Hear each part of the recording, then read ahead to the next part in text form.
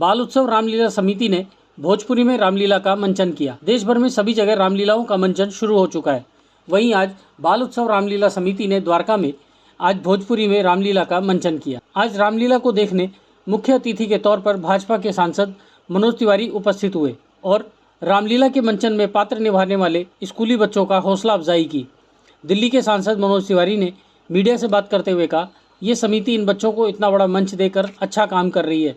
साथ ही सभी भाषाओं की तरह भोजपुरी भाषा को भी आगे लेकर चल रही है और देश के प्रधानमंत्री मोदी जी इस बार जीएसटी में छूट देकर देश की जनता को बचत उत्सव मनाने का अवसर दिया है। ये बहुत ही अच्छा अनुभव है कि बच्चे अलग अलग भाषा में रामलीला कर रहे हैं। हमारे देश के प्रधानमंत्री नरेंद्र मोदी जी अक्सर ये कहते हैं कि देश की एकजुटता के लिए एक दूसरे की भाषा का सम्मान करना बड़ा आवश्यक है और ये बाल उत्सव रामलीला समिति कर रही है। इनको बहुत बहुत धन्यवाद देते हैं प्रतिमा खंडेलवाल जी को, जिन्होंने ये प्रयास किया अलग अलग भाषाओं में रामलीला।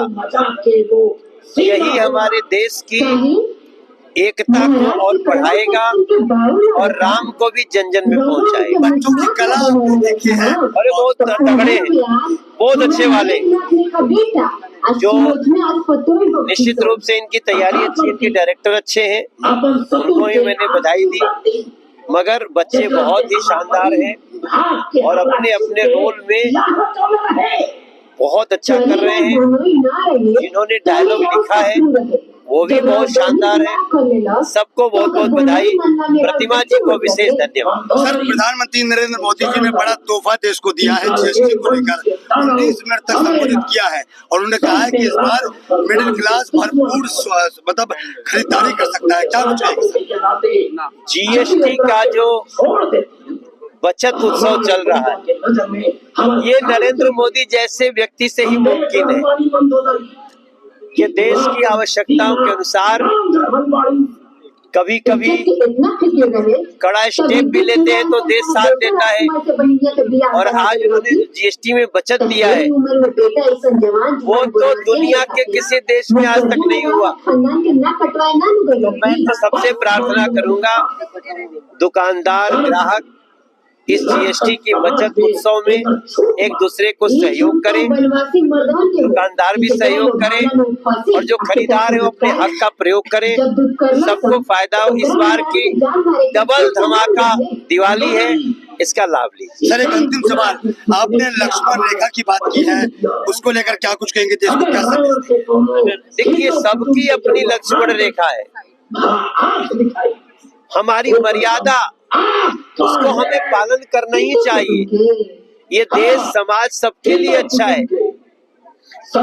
लक्ष्मण रेखा उल्लंघन का कितना बड़ा बड़ा हम लोगों ने दुष्परिणाम देखा है। बड़े बड़े महान लोगों से भी ये गलती हो जाती है। तो हम लोग इस लक्ष्मण रेखा का अर्थ समझेंगे और अपने जीवन में इसका प्रयोग।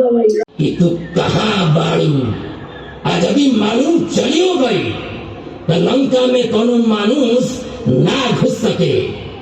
अब तो इहो नहीं थे मालूम कि वो जिंदो बाकी पत्थर पर कपार पटक पटक के मर गई। ओकरा के भुला जा, एक बेर हमरा वही देखत त्रिभुवन सुंदरी, खाली एक बेर।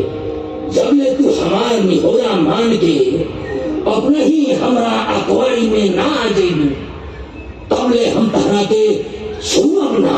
रावण जैसे सूरज से होकर प्रकाश ना अलग हो सकेला, जैसे वृक्ष से होकर छाया ना अलग हो सकेला, जैसे मिश्री से होकर मिठास ना अलग हो सकेला, जैसे सागर से लहर ना अलग हो सकेला, उसे ही हमरो के श्री राम से अलग मत बुझिया। तहरा श्री राम के शक्ति के आभास नहीं थे। उनकर धनुष के खाली टंकार से तहारी लंका समुंदर में डूब जाए। अपने पाप के चलते उन्हें बलवचन के शक्ति के बखान हम तहरा प्रेम का चलते मीठ मीठ बात करता अब बलाबस्ती नहीं ठीक तो तू हमरे काय रहा पर दुबार बुझले बाड़ू तरीका सा कण की हिला दी तो शुरू चंद्रमा डेरा के कापत अपने अपना जगह पर रुक जा हमार गर्जन सुन के हिमालय चमगाए लगेला देवे के चाहिए एगो सभ्य गृहिणी की यह कर्तव्य है कि घर में आए स्त्री के जरूरत की ध्यान रखे। बाकी महारानी जी ढेर तर करे की जरूरत नहीं है। जा उनकरा के कपड़ा हमरा ओरी से भेंट करो आ उनकरा के यो आश्वासन दिया कि यदि उनकरा के कोनो और चीज की जरूरत होके तब बिना कोनो संकोच के हमरा के संदेश भिजवा सकत है। ये अपसकुन लंका में कैसे घुस गई? ये मजाक में उड़ा देने वाला बात नहीं थे महाराज। हम रउआ से जौन निवेदन करत हनी उस सपना ना साच के आधार पर कर रहल बानी। हमरा बड़ी डर लगत बा स्वामी। महलाई स्वभाव से डरपोक होली सा। ऐसा डरपोक हम ना है महाराज।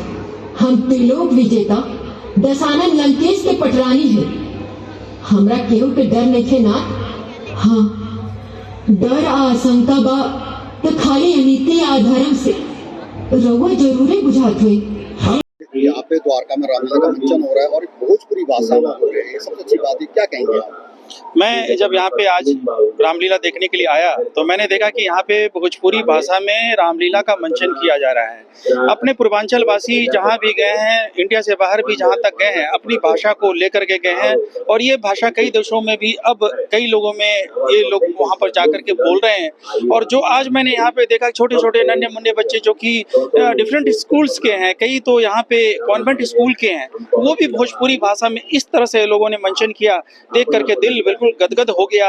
और ये संस्कार जब ये बच्चे आपस में लेके जाएंगे, ये घर को जोड़ने का काम करेंगे। और हम भी चाहेंगे कि ये हमारी जो सभ्यता है, हमारी संस्कृति है, ये आगे तक बढ़े। देखा जाए जिस तरह से बच्चे आजकल मोबाइल में घुसे रहते हैं, मोबाइल भी ज्यादा यूज करते हैं, मगर यहाँ बच्चों में संस्कार आ रहे हैं और वो भी एक अनूठा संगम है। जब भोजपुरी भाषा में छोटे बच्चों को तैयारी कराएगी तो कितनी मेहनत करनी पड़ेगी। जी, ये तो बिल्कुल सही आप कह रहे हैं, क्योंकि जब ये छोटे छोटे बच्चे, जो आपने बिल्कुल सही कहा कि आजकल उसमें मोबाइल में घुसे होते हैं, लेकिन जब इनको जब तैयारी की गई होगी तो ये बात तो बिल्कुल तय है कि इसमें कहीं ना कहीं संस्कार पहले से होगा, तभी ये उस बात को सीख पा रहे हैं। और इतनी अच्छे ढंग से किया और इनके जो भाव भंगिमा थी वो इतनी अच्छी थी कि देख करके जैसे लगता है कि बिल्कुल आनंद का एक माहौल बन गया।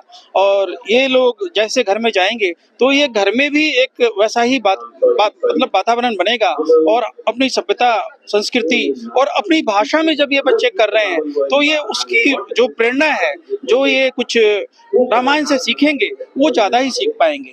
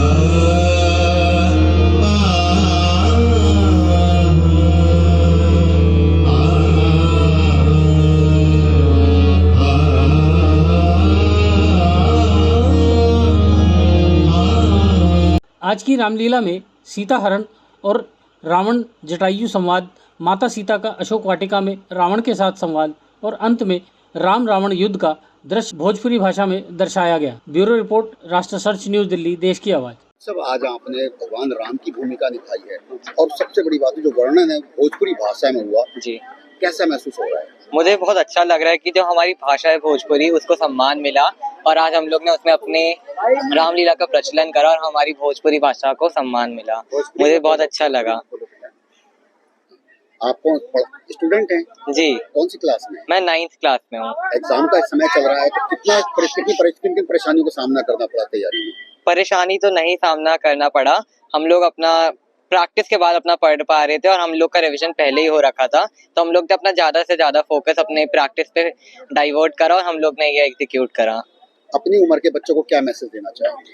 मैं उनको मैसेज देना चाहूँगा कि हमारे कल्चर और एथिक्स को नहीं भूलें और हमारे कल्चर ट्रेडिशन को आगे साथ में लेकर चलें। तात्विक है। तात्विक, आप कितने साल के हो? मैं अभी नेक्स्ट मंथ इसके हो, कौन सी क्लास में हो? मैं 8th में हूँ। 8वीं क्लास में, और आपने माता सीता का रोल किया जी। और वो भी भोजपुरी भाषा में इसका वर्णन किया, क्या कैसा लग रहा है? सर, माता सीता का जो किरदार है वो हर किसी को निभाने के लिए नहीं मिलता, क्योंकि मैं खुद भी इतना आभार है कि माता की आशीर्वाद कह सकती हूँ मैं कि मुझे वो मौका मिला मंच पे सीता माता का किरदार प्रस्तुत सभी के सामने करने का मौका मिला, तो बहुत अच्छा लग रहा है, बहुत ज्यादा। हनु, आप कितने साल के हैं? 11 साल के हैं और छठी क्लास में, 7th क्लास में हैं और भगवान लक्ष्मण की भूमिका निभा रहे हैं और भी भोजपुरी भाषा में इसका वर्णन किया था। क्या कैसा लगा? बहुत अच्छा लगा।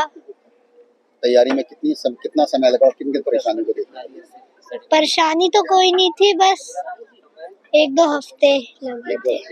अपनी उम्र के बच्चों को क्या मैसेज देंगे आप? कि उन्हें अपने माता पिता का आभार करना चाहिए। जब आज आपने भोजपुरी भाषा में रावण का रोल अदा किया और जो पूरी भाषा थी भोजपुरी थी, कैसा लगा? जी देखिए, मैं खुद भी बिहार से हूँ, आरा जिला से, तो ये तो एक बात थी ही, पर मैं अपने अंदर एक कला को भी उभारना चाहता था, इसलिए मैंने रंगश्री के साथ एक्ट करना शुरू किया। जब मैं 6 साल का था तब से करते आ रहा हूँ और अब मैं 16 साल का हूँ, तो 10 साल हो चुके हैं और तभी इंसान के अंदर एक कला की वो गहराई निकलती है जब वो अपना समय देता है और एक्ट देता है, और भगवान श्री राम की तो कृपा थी। अपनी उम्र के बच्चों को क्या मैसेज देना चाहेंगे? ऐसे ही अपने क्षेत्र व अपने आसपास की खबरों, देश दुनिया की ताज़ा तरीन सभी खबरों को देखने के लिए देखते रहिए राष्ट्र सर्च न्यूज़ चैनल।